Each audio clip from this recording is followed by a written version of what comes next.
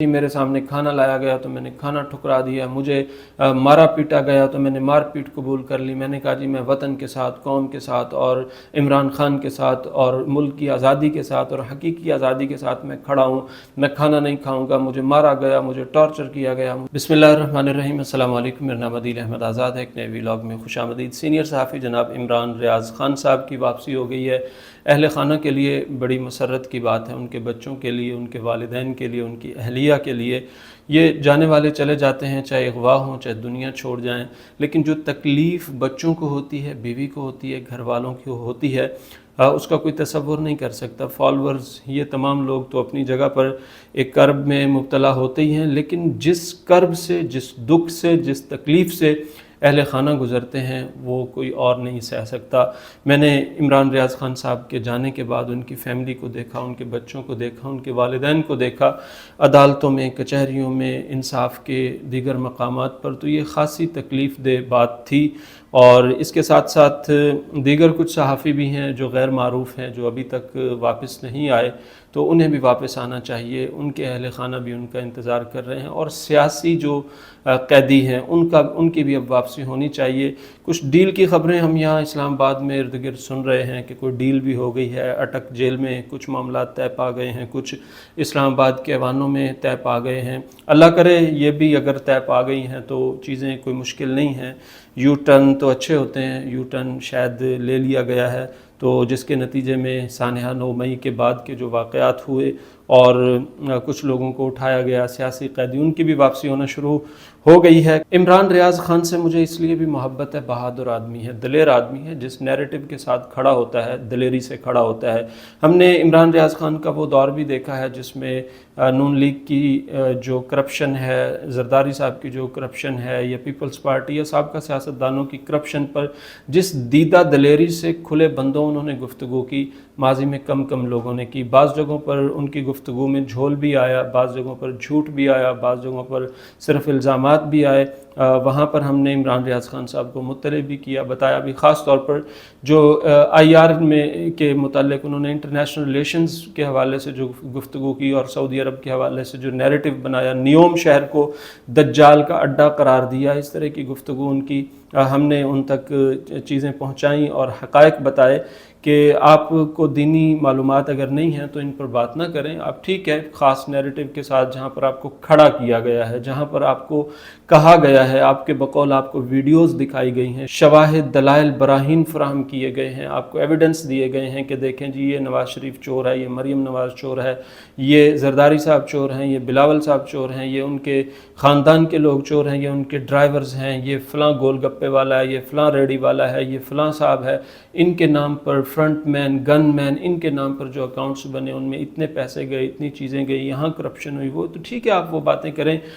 دجال جو ہے یہ مسلمانوں کا مذہبی ایشو ہے، دجال نے آنا ہے، کہاں پہ آنا ہے، یہ چیزیں ڈیسائیڈ ہیں، بتا دی گئی ہیں، اس کی احادیث ہیں، اس پر سب کچھ ہے۔ تو انہیں بارہا ہم نے حاضر ہو کر بریف کیا، بتلایا کہ آپ اس طرح کی باتیں نہ کیا کریں۔ نیوم سٹی کو انہوں نے دجال کا اڈا قرار دیا تھا، جو سعودی عرب کا سب سے بڑا اس وقت پروجیکٹ چل رہا ہے، جس پر کام ہو رہا ہے۔ تو اس حوالے سے کچھ ان کی باتیں سامنے آئیں، ہم نے ان سے گزارش کی۔ تو پہلے وہ ایک خاص نیریٹو کے ساتھ کھڑے تھے جہاں انہیں کھڑا کیا گیا تھا، وقت گزرا، وہ نیریٹو بدلا تو عمران ریاض خان صاحب نے بدلنے سے انکار کر دیا۔ ایک بہت بڑی سیاسی پارٹی نے ان پر ہاتھ رکھ لیا، ان کی فالوئنگ آ گئی۔ بدقسمتی سے اس وقت پاکستان میں صحافت نہیں ہے، سیاسی پارٹیوں کے ترجمان ہیں، تو جو سیاسی فالوئنگ ہے وہ سب کے ساتھ کھڑی ہو گئی ہے۔ جو پی ٹی آئی کے نیریٹو کی بات کرتا ہے تو پی ٹی آئی کی سیاسی فالوئنگ اس کے ساتھ کھڑی ہو گئی ہے، جو پی ایم ایل این کی بات کرتا ہے تو پی ایم ایل این کی سیاسی جو فالوئنگ ہے، جو ورکرز ہیں وہ ان کی حمایت میں، جو پی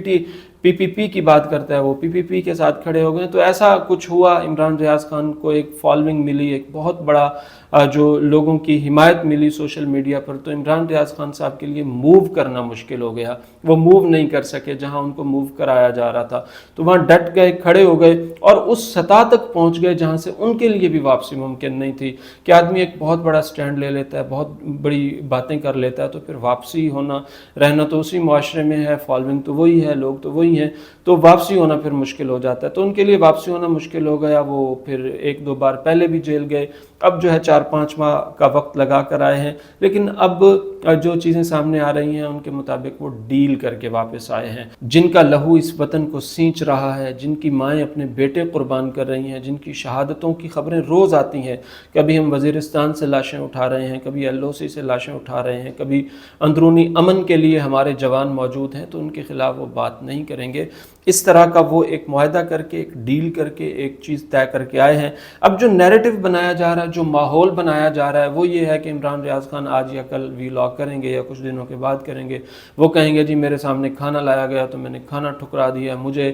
مارا پیٹا گیا تو میں نے مار پیٹ قبول کر لی، میں نے کہا جی میں وطن کے ساتھ، قوم کے ساتھ اور عمران خان کے ساتھ اور ملک کی آزادی کے ساتھ اور حقیقی آزادی کے ساتھ میں کھڑا ہوں، میں کھانا نہیں کھاؤں گا، مجھے مارا گیا، مجھے ٹارچر کیا گیا، مجھے یہ کیا گیا، وہ کیا گیا۔ اس طرح کا ماحول بھی ایک بنایا جا رہا ہے ان کے ارد گرد۔ ہیرو گیری میں ایک لفظ استعمال کیا کرتا ہوں، عموماً کہ پاکستان میں ہیرو گیری کا بڑا کلچر ہے۔ ہر شخص جس کے ساتھ 10 فالورز کھڑے ہو جائیں، 10 لوگ کھڑے ہو جائیں، وہ اپنی جماعت، اپنی تنظیم، اپنی پارٹی، اپنا نیریٹو بنا کے کھڑا ہو جاتا ہے۔ وہ کہتا ہے مجھے مانو میں ہیرو ہوں، مجھے تسلیم کرو۔ تو اس طرح کی چیزیں ملک میں چلتی ہیں، اور یہ بدقسمتی سے ہماری ٹاپ کی سطح سے لے کے، چاہے وہ ماضی میں عدلیہ کا کردار رہا ہو، ماضی میں اسٹیبلشمنٹ کا کردار رہا ہو، ماضی میں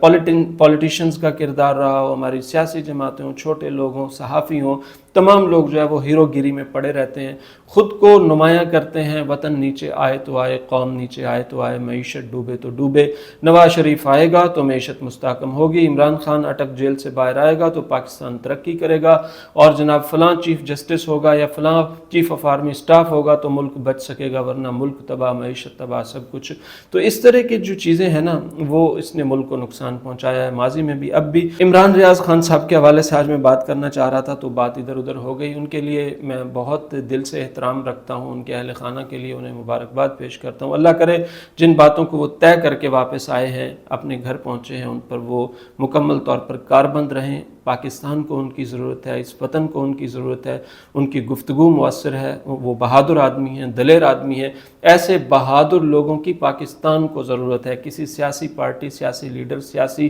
فالوئنگ کو ضرورت نہیں ہے۔ عمران ریاض خان جیسے بہادر سپوتوں کی پاکستان کو ضرورت ہے، اور عمران ریاض خان کو، عمران ریاض خان اینکر، نامور یوٹیوبر، بڑی فالوئنگ والا انسان، اسی پاکستان نے بنایا ہے، اسی پاکستان کے اداروں نے بنایا ہے، نام دیا، موقع دیا، پہچان دی، اچھے چینلز پر بٹھایا، شہرت دی۔ تو اب اسی پاکستان کے لیے عمران ریاض خان کو کام کرنا چاہیے۔ پاکستان کی سالمیت، پاکستان کا دفاع، پاکستان کی اکانومی، پاکستان سے محبت، پاکستان سے وارفتگی، پاکستان کے لیے قربانی دینے کا جذبہ قوم کے نوجوانوں میں بیدار کرنا چاہیے، اور یہی ہماری واپسی ہوگی۔ اسی طرح ہماری واپسی ہوگی، باتوں سے، الزامات سے، جھوٹ سے، اپنے لوگوں کے خلاف بات کرنے سے ہم کبھی بھی ترقی نہیں کر سکتے، واپسی نہیں کر سکتے۔ اللہ تعالیٰ عمران ریاض خان کی حفاظت فرمائے، پاکستان کی حفاظت فرمائے، افواج پاکستان کی حفاظت فرمائے۔